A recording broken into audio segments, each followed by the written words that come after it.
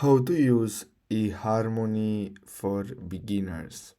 So basically, what you're gonna have to do is simply go to eharmony.co.uk,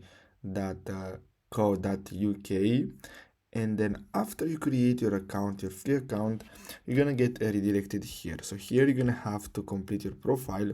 So you can add your profile picture, you can change the background image, you can add an about section, as you can see here, introduce yourself. So you're gonna have to complete all these information, and after that you're gonna be able to go to the discover page, and here you can find new people.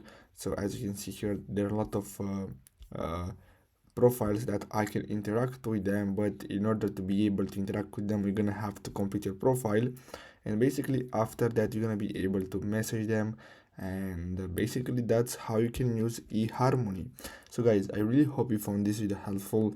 Don't forget to like and subscribe. Thanks for watching.